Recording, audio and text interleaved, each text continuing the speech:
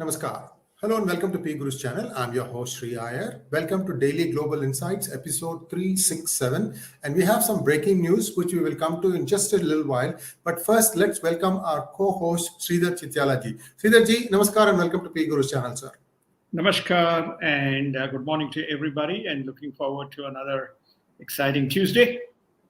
𝙒𝙗, it looks like Xi Jinping is going to be re-elected and he has sent a very stern message to Taiwan. Do you think that he can pull off what he did with Hong Kong at Taiwan, sir? No, I don't believe he can pull off what he did in Hong Kong that easily.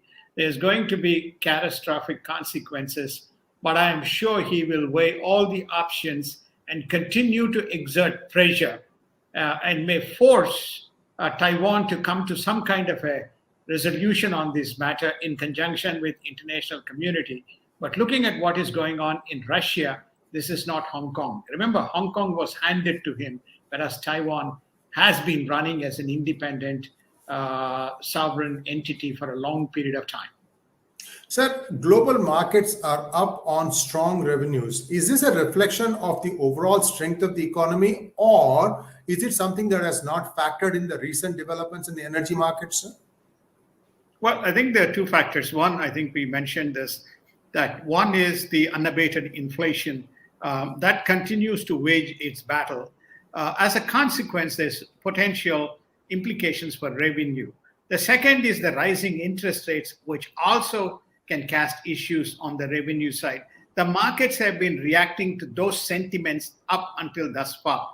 And people have been forewarning that there could be implications as a result of the rising costs as well as falling demand and potential recession.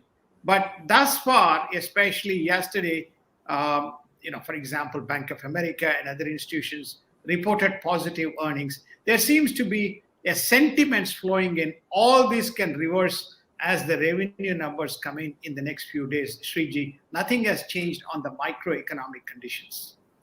And in Asia headlines, Japan and Australia are going to eye a new security declaration in the ongoing Perth summit. The APEC foreign ministers meeting in Thailand is unlikely to gain consensus with US-led efforts to condemn Russian actions in Ukraine. And Singapore PM supports China's membership to CPTPP. 𝙒𝙗, there are 3 or 4 things happening now. Russia is using Iranian drones to strike at key targets in Kiev, but US is saying these are human targets, these are not military targets. So essentially, this could get into a much bigger problem. And I've heard some news from Ukraine, and they are saying that this has been, they have been caught unprepared a little bit. They are only able to take out 8 out of 10 Iranian drones. So there's 20% effectiveness right now, sir.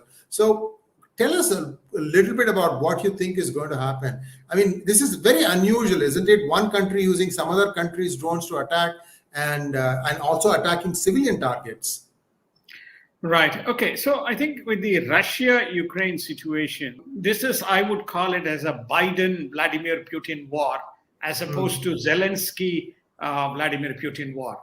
Because you are seeing a lot of salvos being fired by Biden and more dollars as well as equipment and weaponry being supplied to Ukraine. Otherwise, Ukraine cannot sustain the war. And the latest battle that as you rightly pointed out, is a combination of drones, but also there has been some kamikaze type of suicidal attacks that they have seen, which resulted in the civilian apartments, being targeted and taken out, resulting in damage. So this has escalated the tension between the two nations in the war situation. Now, where does this go? All this means is you take some out, I take some out. You take some out, I take some out. But this is we remember this. We have talked about this. This is not a proper conduct of war, and there's no winner here. There's only a loser type of a situation.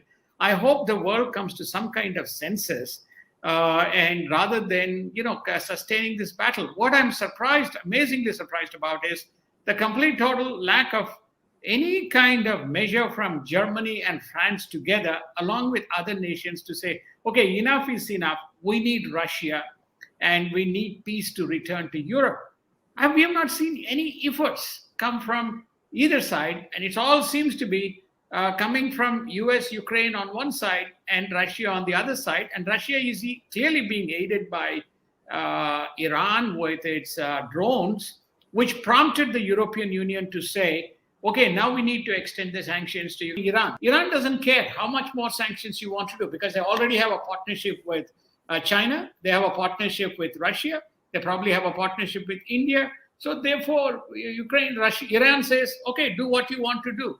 I have decided which side I choose. So to summarize, all these civilian targets is a reflection that Russia has no other. It's making its presence felt. The day Ukraine attacked the Crimea bridge and took out parts of the bridge, I think the whole kind of war games opened, and anything and everything is now a target strategy. And even as all this is happening now, China tells its citizens to leave Ukraine, and Russia is warning Israel not to help Ukraine, but it itself is using Iran-made drones. So I don't see how that logic is, valid. And also, is a big deal. Perhaps the last petroleum giant Exxon has now unconditionally left Russia. Sir, this would mean all the Halliburtons of the world have already left Russia, haven't they? They have Total, then Shell. Now the last one is every one of the consortiums, including the Japanese. The last one that is left and shutting, they have a 30% stake is Exxon Mobil. So they are leaving carte blanche. Most of these other fellows have left carte blanche, leaving behind their operations and assets. So it is capital lost. Generally, what happens is when these people leave, they are prepared to underwrite or write off everything, but with a hope that when things come to normalcy, that sanity will prevail and there will be some restoration. This is generally the thinking behind some of these corporates. But based on what we are seeing and what we are also seeing from the other non-energy conglomerates, it looks like this is a permanent damage to many of these institutions. And obviously, Russia feels, okay, no problem. I got somebody else to fill in the gap. And looking at United States, the US is perhaps going to tap into its strategic reserves to keep the oil price under check. And US could also sell oil from its strategic reserves to other countries. And if this goes on, and I don't know for how long, Sridharji, this is not a sustainable thing, right? Is this just trying to beat the midterm, sir? It is. I think you hit the nail. This is a midterm stunt being pulled. These are things that you hear of in third world countries or emerging countries. But now Mr. Biden is pulling a leaf out of the playbook of every one of this. Okay, I will sustain this maybe for 2 to 3 weeks. Okay, all I need to do is pull 15 to 20 million barrels this week, and maybe another 10 million barrels next week, and maybe another 10 million barrels. That means I've exhausted about 50 million barrels. If I can temporarily hold the prices, I can tell the markets and the people, hey, look, I've withstood the crisis. Well, if the corporate revenues come in, then the markets are up. The markets were up about 3%. The futures are already up. You'll say, I never said, they look at the inflation. The stock market is up. It's all, hunky-dory. So let's kind of get back into, and let's get the House and the Senate back in Democrats' hands, and, we'll be doing lots of wonderful things. That seems to be the agenda of Mr. Biden. Mr. Biden is not solving a kind of a strategic problem. If Democrats had intended, they would have released those reserves at a concessional price in 2020. No, they chose not to. And they are also persisting with this unwarranted war by supporting Ukraine strategy.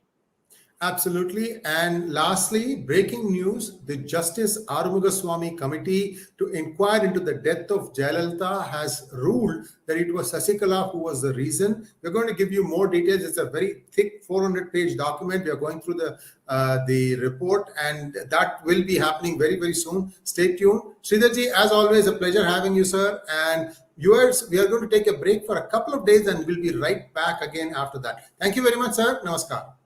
Thank you. Have a wonderful day, Sriji. Good luck. Thank you.